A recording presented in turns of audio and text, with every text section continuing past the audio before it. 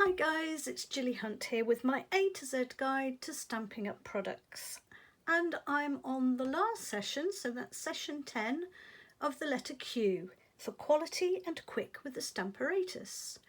And hopefully you've been watching my sessions 1, 2, 3 and 4 and whatever up to 9, and this will be the last in the series before we go on to the letter R.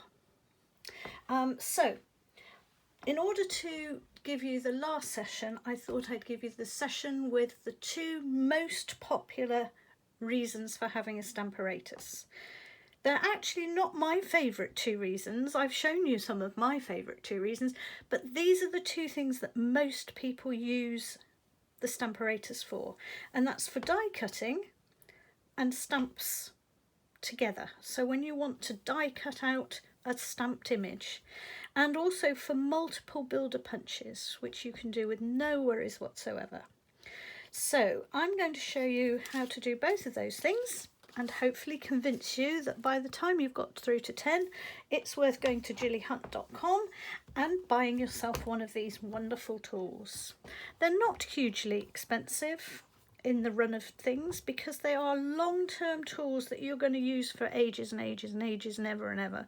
They are very robust. Many of the parts you can buy new bits for if you want to, so if your mat gets tatty you can buy a new mat and so on, but the actual mechanisms are very simple as long as you slot them in from above. There's very little to break or damage and it's really robust quality. So now that we've looked at the Stamparatus's quality, we're going to look at the Q for quick today. So here goes. First of all, we're going to look at how to do punched images really neatly, really smartly, really quick. But also, this is a great tool to allow those people who have either little tiny hands like mine. I've got really quite tiny little mittens, and it means it's quite hard sometimes to operate the punches because it's actually out of my grip width almost. And also for those people that have maybe a weakness in their wrists or their fingers, or they have a little bit of arthritis and it's painful. So it will extend your ability to do things with punches and to do things accurately. So the first thing I've done is I have just taken a random piece of white Whisper White card and I have punched a large and a small butterfly. And I'm then going to pop that onto my board. Now, if you're not sure what this is, what these are, what the mats are, what the magnets are for, go back in the sessions because I explain all of these right from the start. So here we go. Here we've cut these out. Now I'm going to do something which people would find difficult if they were first of all putting their image down. So if we were doing this by hand, we would have our image on a block. We would be inking up our image. Let's pop it at this end. Okay, and now we would be trying like mad to line this up, and I can bet your bottom dollar that you get the top one lined up and then the bottom one slips, and then you get the bottom one lined up, oops, and now I've lost the top one. And sometimes that can take quite a bit of fiddling about. Now I'm quite an experienced crafter and I can probably do it, but even I will struggle to get it absolutely plumbed perfect. No, see, look, I've still got that's still not right at the bottom there, hang on. And so on and so on.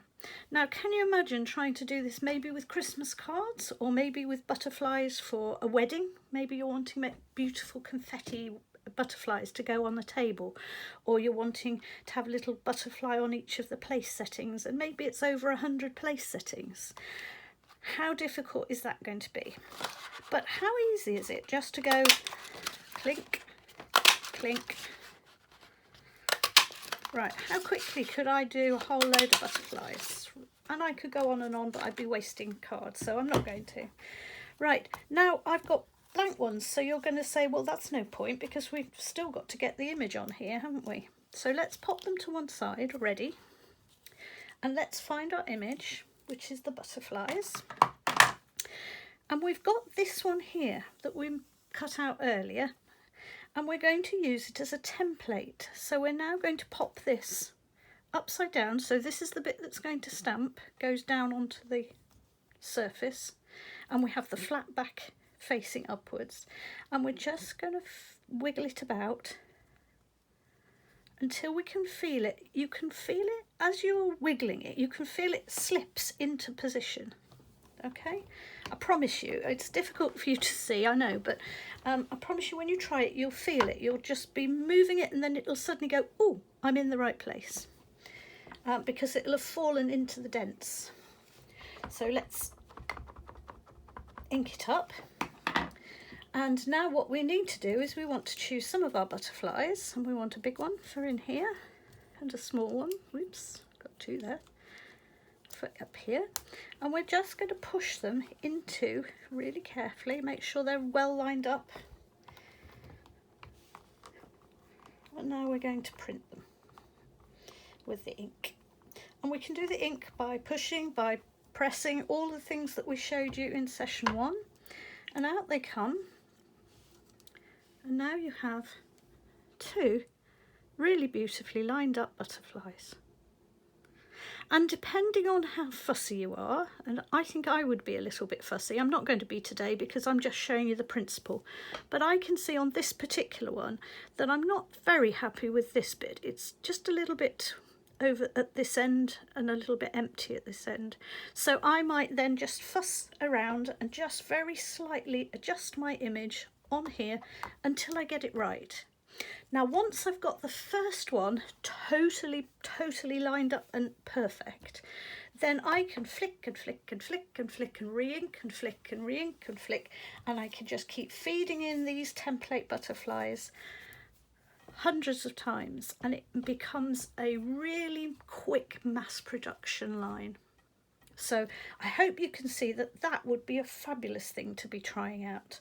Now the only thing that beats even that, and I'm afraid I sadly can't show you this because during lockdown, I don't know where you're watching this from around the world, but we are in lockdown here in Britain at the moment, and I have a little lock-up garage which I keep some of my craft materials in, as well as my craft room here. And I've realised when I came to do the video that I don't have the wonderful builder punches. I've got all of my builder punches, bizarrely, happen to be in the box I've got in the garage. So here is, and I can't have access to it at the moment. So here is my other thought. Remember, if you've got these builder punches where you have quite a number of items, like these, where you've got quite a number of items, remember your template, like the butterfly template where it's got 2, can have those items. You can set up each of these individual stamps, and you can use the template to be absolutely accurate with them.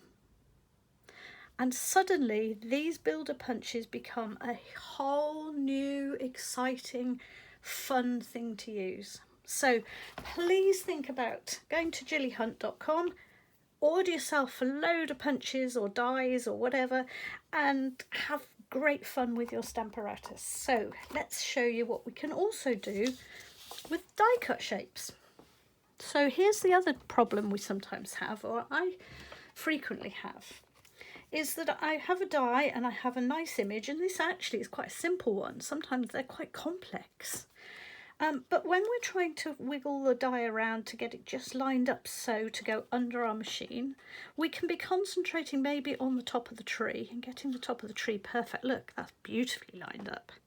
Oh, but look what's happened to the trunk. The trunk has now gone and completely disappeared under there. So I could now try and get the trunk sorted out, and so on. And I might spend quite a bit of time fiddling about trying to get it just right. Now imagine that I'm trying to do Christmas cards, and maybe I'm trying to do 50 or 60, all identical and all perfectly lovely. Or I'm doing wedding invitations, and I'm doing 100 odd, or I'm doing anniversary invitations or party bags for a great party. And I want them all to look beautifully the same. Well, they're never going to be quite the same if I'm constantly fiddling about trying to get it right each time. So here's how we solve that. What we do is we cut out, as we did with our punch, we cut out just the one.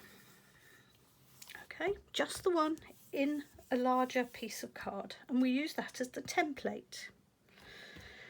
Then we go back to the die cut and we cut out, like we did with the punch, loads and loads of blank ones where it doesn't matter, they don't have to be lined up, so you can crank them through pretty quickly. Just whiz the die through several times. Okay, let's get our stamp, and I'm going to do something that I should have done at the beginning. There you go, look, we've got all the way to session 10 and I'm still making mistakes. Oh no! Well, shows I'm human.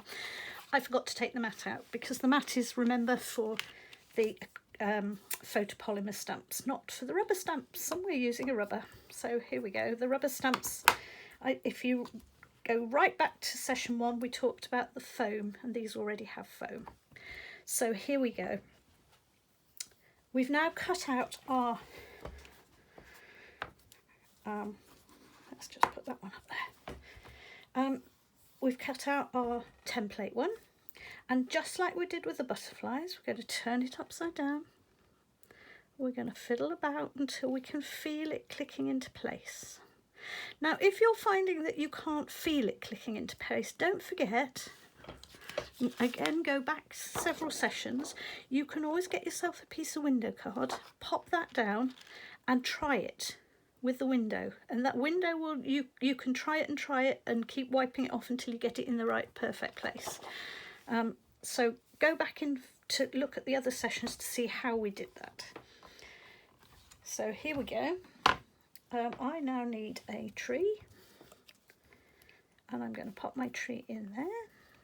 I can line it up, make sure it's in properly. I'm going to line up my tree, ink up my tree. There we go.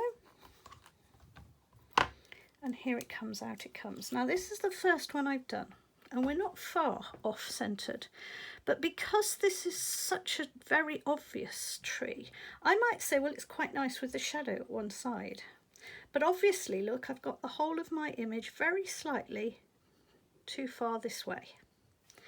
So let's just put it down beside me so that we can think about it. I now need the whole image to go about 1 millimetre or even 0.5 millimetre just to the left.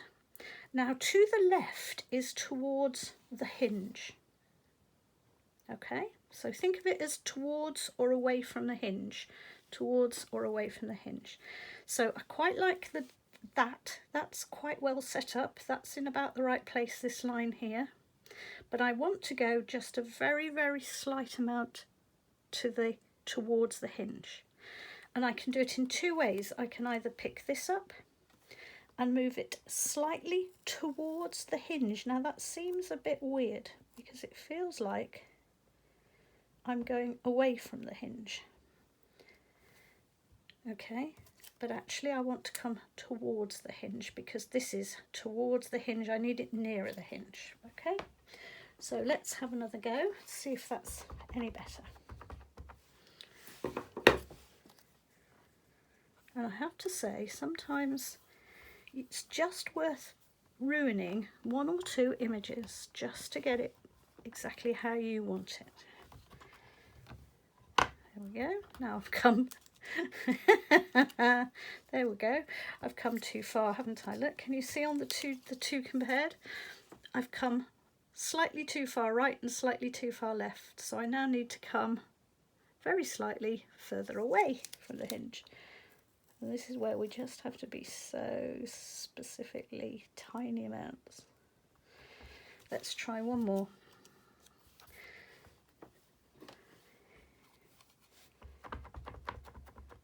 Now you might say, well, anyway, that's good enough. That's better than I could ever do by hand. But the lovely thing is we're talking about quality. And there we go. We now have, I think, a really great, quality image centered up, perfectly in place, just how I want it. And now I've got it how I want it, I can reproduce this exact one. It won't go slightly left or slightly right because it's already lined up on here and it's already lined up here, and I'm not moving this and I'm not moving this. All I'm doing is bringing another of the blanks and putting it in here, and so each blank will be lined up in the right place, and each time I go down I will get now a perfect image. So isn't that wonderful? Here's what the Stamparatus can do.